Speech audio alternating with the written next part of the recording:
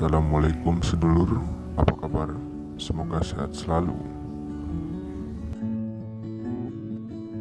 Kabalah dan Sufisme, kedua-duanya adalah paham yang esoteris, baik dari sisi apa yang dipelajari maupun bagaimana pembelajarannya. Dari sisi yang paling tepat, pada pembelajaran sisi-sisi hakikat, metafisik, dan mistis dari ajaran agamanya atau apa yang diajarkan oleh kitab sucinya. Kedua-duanya sama-sama berusaha untuk mencapai yang esoteris, yaitu inti terdalam segalanya.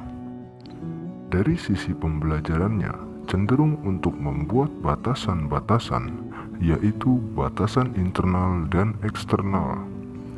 Dalam Sufisme dikenal konsep tarekat yang menjadi batasan siapa yang belajar dan mengamalkan suatu jenis suluk dan siapa yang tidak. Dalam tarekat, mursyid mengajarkan secara langsung ilmunya kepada muridnya dan tidak mengajar yang bukan muridnya, sesuai dengan cara-cara internal yang dikenal dalam tarekat itu sendiri. Sementara dalam Kabalah, seorang rabi mengajarkan pengetahuan esoterisnya secara langsung kepada murid secara rahasia, dalam arti yang tidak diketahui oleh pihak-pihak di luar Kabalah. Dan yang kedua, tingkatan pembelajaran. Dalam Kabalah dikenal 4 tingkatan pembelajaran sebagai berikut.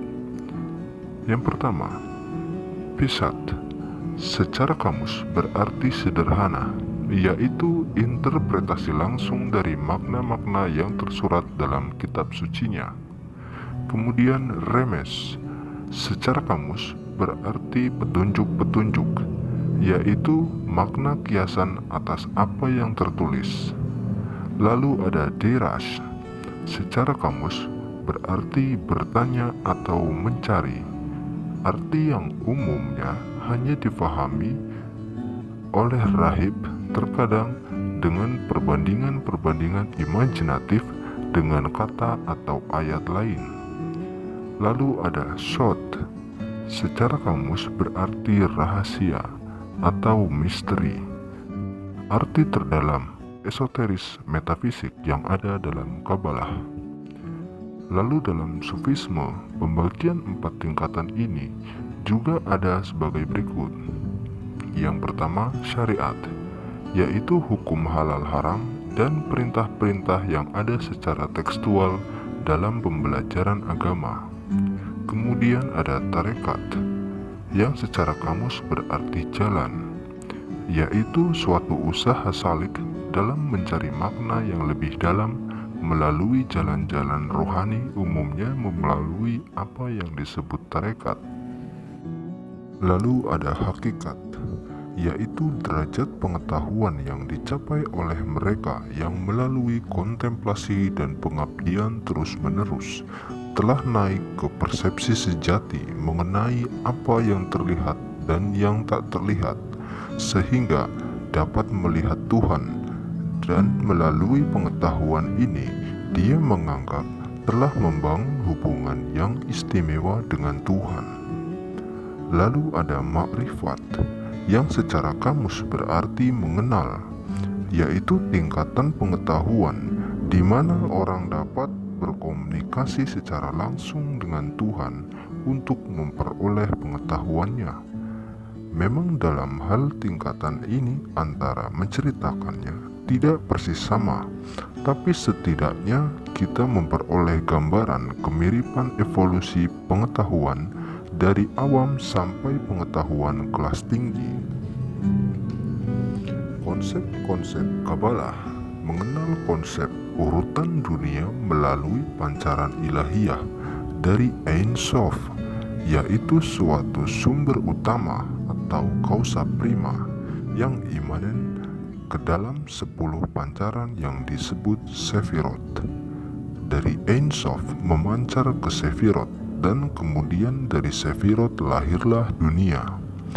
Sementara Sufisme mengenal konsep-konsep dunia melalui Nur Muhammad atau cahaya Muhammad. Berbeda dengan Islam yang meyakini bahwa yang diciptakan pertama adalah kolam. Sufisme meyakini bahwa yang pertama diciptakan dari zat Tuhan atau dari cahaya Tuhan. Kata para sufi, selanjutnya alam semesta tercipta dari cahaya Muhammad tersebut. Dan yang keempat, antar pencipta dan makhluk. Kabalah meyakini bahwa semua yang ada di dunia ini berasal dari pancaran ilahiyah, termasuk manusia. Manusia adalah penciptaan terbaik dalam tingkatan evolusi yang membuat tertingginya menjadi ilahi juga dalam arti manusia dan menjadi manunggal. Konsep ini mirip dengan manunggaling kaula Gusti atau wahdatul wujud ala sufisme yang meyakini bahwa segala yang terlihat nyata di dunia ini tidak ada yang nyata, sehingga semua harus dikembalikan yang awal dan yang akhir, yaitu Tuhan.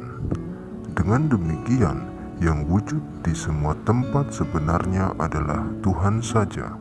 Artinya, manusia pun sejatinya tidak ada, yang ada hanya Tuhan. Ini pula lah yang melandasi pengakuan salik bahwa Tuhan termasuk manusia dan semua yang Ia ciptakan. Manusia dalam kekuasaan Tuhan, dan manusia tidak sedikit pun terpisah, karena memang Dia sang awal dan sang akhir, tidak ada yang terpisah dari Dia. Dengan demikian, ketika ada seorang mengatakan, "Aku Tuhan," karena tidak terpisahnya atau manunggalnya atau leburnya wujud semu seorang manusia ke wujud nyata Tuhan, maka dia benar menurut penganut sufisme. Dan yang kelima, ilmu kebatinan. Kabalah mengenal konsep kerahiban, di mana rahib-rahib tertentu diatur memiliki hubungan langsung dengan Tuhan, sehingga mengatur ilmu yang diatur dari Tuhan tanpa perlu masuk ke sumber primer dari nabinya, yaitu Taurat. Dengan cara inilah Talmud ditulis. Talmud tidak ditulis di era Musa, tapi baru ditulis setelah hancurnya kerajaan-kerajaan Israel dan Judah. Talmud ini diklaim sebagai ajaran dari Tuhan. Sufisme mengenal konsep kasyaf atau pembukaan tirai antara hamba dan Tuhan, sehingga hamba bisa mendapat pengetahuan langsung dari Tuhan atau yang disebut ilmu laduni, sehingga bisa mengajar sesuatu yang oleh hamba itu bisa langsung diatribusikan sebagai dari Tuhan, tanpa perlu memperhatikan kaidah-kaidah ijtihad ilmiah yang mengajar dalam syariat. Allahu a'lam bishawab. Itu saja sedikit ulasan dari Kabalah dan Sufisme. Semoga video ini bermanfaat. Terima kasih. Wassalamualaikum warahmatullahi wabarakatuh. Rahayu, rahayu, rahayu.